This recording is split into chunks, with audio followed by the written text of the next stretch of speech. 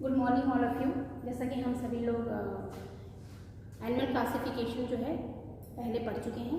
आज हम animal classification के ही बेस्ड पर कुछ कैरेक्टर को लेकर के हम डिस्कशन करेंगे। जैसे बहुत इंपॉर्टेंट कैरेक्टर है, जैसे बॉडी प्लान कैसा है, सिमेट्री कैसी है, और क्या बोलते हैं आपकी सिगमेंटेशन कैसा है, ऊपर से आपकी जर्म लेयर कैसी है, वो उसके बाद आपका आ जाता है सिलोमिक कैविटी के ऊपर, फेट ऑफ ब्लास्टोपोर के ऊपर, क्लोज सर्कुलेटरी सिस्टम के ऊपर, रिप्रोडक्टिव सिस्टम के। तो इससे कुछ ऐसे फीचर हैं जो सब में कॉमन है लेकिन बड़े इंपॉर्टेंट हैं।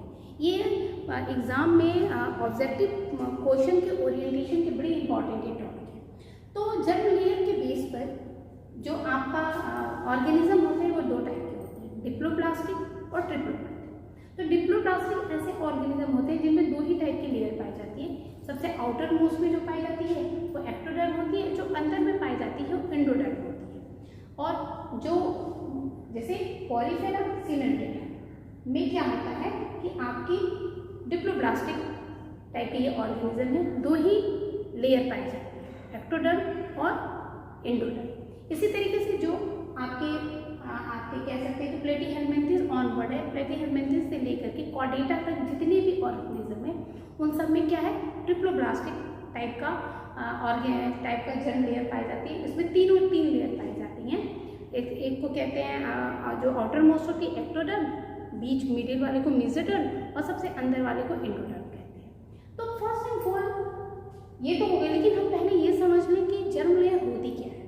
तो at the time of reproduction, ठीक है, रिप्रोडक्शन में जब फर्टिलाइजेशन होता है, fertilisation is the process of कि जब ओवा और स्पर्म आपस में फ्यूज करते हैं कि उसको हम लोग फर्टिलाइजेशन कहते हैं। जैसे ये प्रोसेस, ये जो है फर्टिलाइजेशन, इस प्रोसेस को फर्टिलाइजेशन में ओवा और जो स्पर्म है, ये स्पर्म है, ये जो है मेल पार्ट है और ये जो है फीमेल पार्ट है, ठीक है। और ये दोनों आपस में फ्यूज करते हैं तो जाइगोट का फॉर्मेशन करते हैं। और ये जो होते हैं ये हैप्लॉइड कंडीशन में होते हैं। क्या होते हैं? हैप्लॉइड, मतलब एन कंडीशन में होते हैं। और जो जाइगोट होता है वो 2n होता है, मतलब डिप्लॉइड होता है। क्या होता है? डिप्लॉइड होता है। अब जब जाइगोट का फॉर्मेशन हो जाता है तो जाइगोट में डिवीजन स्टार्ट होता है, ठीक है। यह कह सकते हैं कि क्लीवेज स्टार्ट होता है, डिवीजन स्टार्ट होता है। तो सबसे पहले जो स्टेज बनती है उसको मार्बुला कहते हैं, उसको बाद ब्लास्टुला बोलते हैं, उसके बाद जो होता है आपका गैस्ट्रुला होता है, फिर हिस्टोजेनेसिस होते हैं, हिस्टोलॉजी से हिस्टोजेनेसिस होती है, और फिर लास्ट में ऑर्गेनोजेनेसिस होती है। मतलब ऑर्गेनोजेनेसिस में ऑर्गन का फॉर्मेशन हो जाता है, ठीक है। तो क्या होता है कि जब ब्लास्टुला, एक चीज और यहाँ नोट करिएगा कि जो ह्यूमन के केस में ब्लास्टुला को ब्लास्टोसिस्ट कहते हैं। क्या कहते हैं? इन केस ऑफ ह्यूमन को क्या कहते हैं? ब्लास्टोसिस्ट कहते हैं। इसमें सिस्ट किसमें? और ह्यूमन के केस में, ह्यूमन के केस में इसको ब्लास्टोसिस्ट कहते हैं। ऐसे इसको जनरली ब्लास्टुला बोलते हैं। ब्लास्टुला में 2 सेल्स पाई जाती है, एक बाहर की तरफ, एक अंदर की तरफ। अंदर वाले को सेल को इनर सेल मास कहते हैं और जो बाहर वाली होती है उसको प्रोफोडर्म कहते हैं। और ये सेल फिर अगेन डिवाइड होती है, बहुत सारे सेल्स में डिवाइड हो जाती है और गैस्ट्रुला का फॉर्मेशन होता है। और इसी गैस्ट्रुला में जो सेल्स होती हैं बहुत ज़्यादा बन जाती हैं और ये अपने आप को रीअरेंज कर लेती हैं, ठीक है। कुछ सेल्स जो एक्टोडर्म के रूप में अरेंज हो जाती है, कुछ मेसोडर्म के और कुछ एंडोडर्म के। तो यहाँ पे सेल इतनी ज़्यादा सेल बन जाती है कि सेल के रीअरेंजमेंट प्रोसेस को हम लोग कहते हैं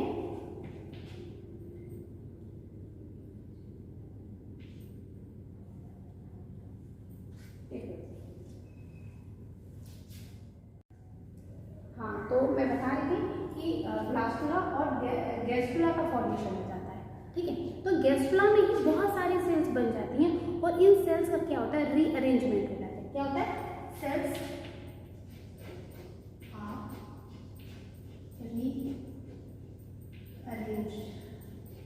अरेंज हो जाती है। मतलब कुछ सेल्स एक साइड में, कुछ सेल्स इस साइड में, कुछ ऐसे रीअरेंजमेंट होती है। तो सेल के रीअरेंजमेंट को हम लोग क्या कहते हैं? मार्फोजेनेटिक मूवमेंट।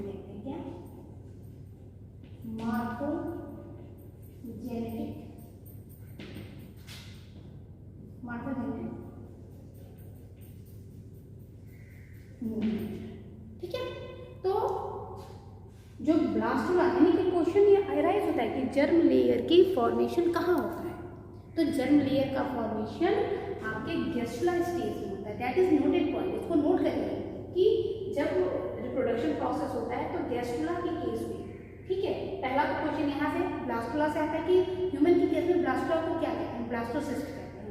और जब ब्लास्टुला में 2 सेल्स होती हैं और ये सेल बहुत ज़्यादा डिवाइड होती हैं और डिवाइड होकर के रीअरेंज होने लगती है, ये इनका अरेंजमेंट स्टार्ट हो जाता है। तो सेल्स के अरेंजमेंट की इस प्रोसेस को हम लोग क्या करते हैं, मार्फोजेनेटिक मूवमेंट कहते हैं, या मूवमेंट ऑफ सेल्स को हम लोग मार्फोजेनेटिक मूवमेंट। तो एक क्वेश्चन आता है कि मार्फोजेनेटिक मूवमेंट है रिप्रोडक्शन के बाद या आपके ये क्या बोलते हैं रिप्रोडक्टिव सिस्टम या एम्ब्रियोलॉजी की किस स्टेज में होता है, तो वो आपकी गेस्टुला स्टेज में होता है। गेस्टुला स्टेज में आपकी जर्म, और यही मार्फोजेनेटिक मूवमेंट के द्वारा सेल्स अरेंज हो जाती हैं। उन्हीं अरेंजमेंट सेल्स जो अरेंज होती है वो 3 लेयर में अरेंज हो जाती हैं और उन्हीं लेयर को कहा जाता है जर्म।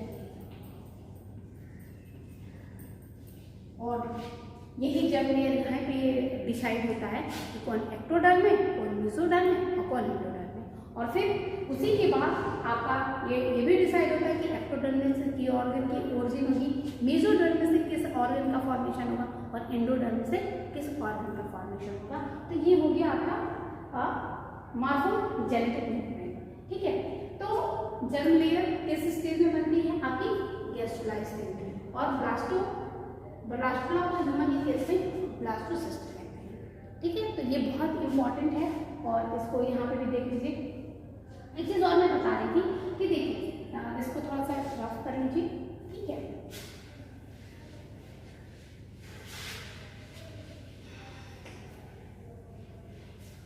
मैं ये कह रही थी कि यहाँ पे देखिएगा कि मैंने बताया कि डिप्लोब्लास्टिक जो ऑर्गेन होते हैं वो क्या बोलते हैं, पॉलीफेरा और सिलेंड्रेटा होते हैं।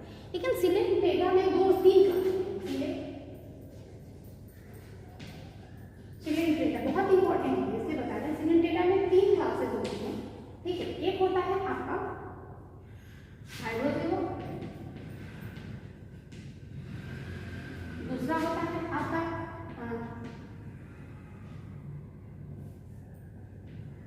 स्काइफो जोआ, और तीसरा होता है आपका एंथोजोआ। इसमें देखिए इसका एग्जांपल सी एनिमोन्स वगैरह वो होते हैं। सी एनिमोन जो होते हैं इसमें पाए जाते हैं। हाइड्रोजोआ में आपका एग्जांपल में हाइड्रा ले लीजिए, हाइड्रा पाया जाता है, और इसमें ओबिलिया पाई जाती है, ओबिलिया जिस एग्जांपल है। ठीक है, और स्काइफोजोआ में कॉरिलिया पाया जाता है। ठीक है, मैंने बताया कि इसमें डिप्लोब्लास्टिक टाइप का जर्म लेयर पाई जाती है, लेकिन एक बहुत इंपॉर्टेंट है कि आपकी इन दोनों क्लास में तो डिप्लोब्लास्टिक ही पाया जाता है। क्या है, डिप्लोब्लास्टिक जर्म लेयर होती है, लेकिन एंथ्रोजोआ इज एक्सेप्शनल, इसमें नहीं होता है। इसमें क्या होता है, ट्रिप्लोब्लास्टिक होती है। क्या होता है, ट्रिप्लोब्लास्टिक। तो ये बहुत इंपॉर्टेंट है। वैसे तो सिलेंड्रेटा का नाम ले लिया जाए तो हो ही जाएगा कि उसमें क्या पाया जाता है कि ये डिप्लोब्लास्टिक है, लेकिन डिप्लोब्लास्टिक के बाद ही एंथोजोआ की जो क्लास है, ये सारे सिलेंड्रेटा की क्लास है, तो एंथोजोआ क्लास में जो है वो डिप्लोब्लास्टिक नहीं होता है, ये क्या होता है, ट्रिप्लोब्लास्टिक। तो ये हमारा था जर्म लेयर, और इसको आप स्टडी करिए। फिर जर्म लेयर के बाद हम आपको पढ़ाएंगे सिलोम, क्योंकि सिलोम में भी आपको बताएंगे कि कैसे सिलोम का फॉर्मेशन होता है। तो इसके बाद हम सिलोम कैविटी के बारे में डिटेल से स्टडी करेंगे। Thank you.